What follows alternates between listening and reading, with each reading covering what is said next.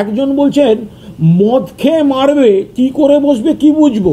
কি কোনো এক সাহেবের নির্দেশে দুপুরবেলায় শুরু করে দিয়েছিলেন।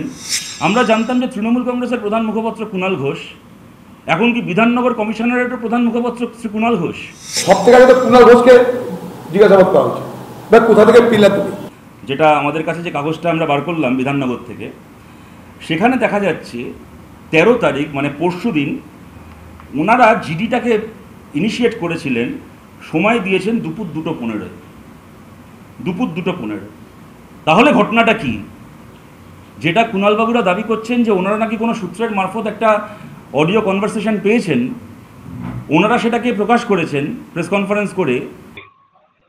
পুরো দোষটা দিয়ে আরো বড় অশান্তি পাঠানো যাবে, কলকাতার কাউকে নয়, সব বাইরে। আচ্ছা, মাথা ফাটানো অবধি যেতে পারে, ফাইট টু ফিনিশ নয়। একজন বলছেন মদ খেয়ে মারবে, কি করে বসবে কি বুঝবো। যে এত বড় একটা ভয়ঙ্কর প্লট, এবং তার ভিত্তিতে বিধাননগর কমিশনারেট তাদের একটা আইনি প্রক্রিয়া শুরু করেছে, এইটা সত্যি নাকি বিধাননগর কমিশনারেট যে আইনি প্রক্রিয়া কোনো এক প্রভুর নির্দেশে কি কোনো এক সাহেবের নির্দেশে দুপুরবেলায় শুরু করে দিয়েছিলেন। যদি কিছু করা যায় খানিকটা হলেও ওই ব্যাপারটা থাকবে যে ওরাই এটা করাবে।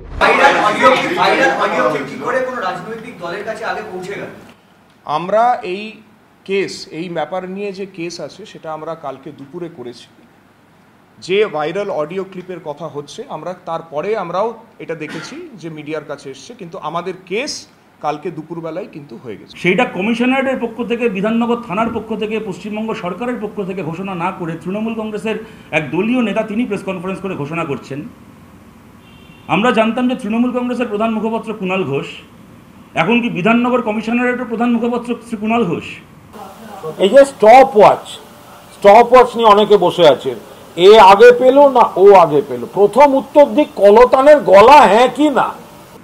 হাতে একটা র্যান্ডাম টেপ আসলো, হঠাৎ করে পুলিশ সেই গলাগুলোকে কলতানের সঙ্গেই বা মেলাতে গেল কেন, আর সঞ্জীব দাসের সঙ্গে মেলাতে গেল কেন? আপনারা লজিকটা ভাবুন।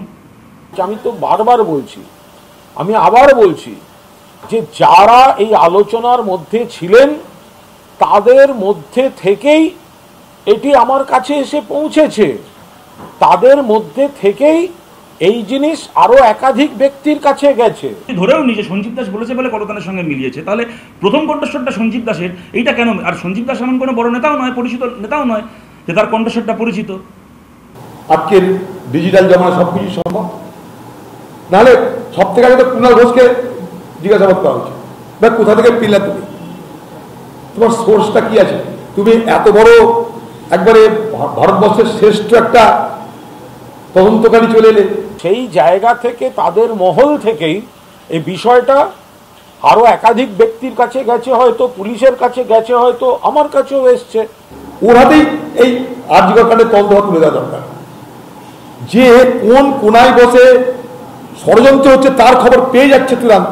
আমি বলছি আরজিকর কাণ্ডের জন্য দিদি যে টিম করছে এসআইটি, সেই এসআইটির চেয়ারম্যান এই ভদ্রলোকে করলাম। সিবিআই থেকে দ্রুত গতিতে সব ক্রিমিনালদের ধরে ফেলতে। মুখ্যমন্ত্রী বলেছেন যে আপনাকে এই আরজিকরের সিট যে তৈরি করেছে তার মাথা করে দেবো, কারণ আপনি গোয়েন্দা শ্রেষ্ঠ। আচ্ছা, আগে কলকাতা নিয়ে যাওয়ার অধীর দাময় ভালোবাসেন বলে বলেছেন হয়।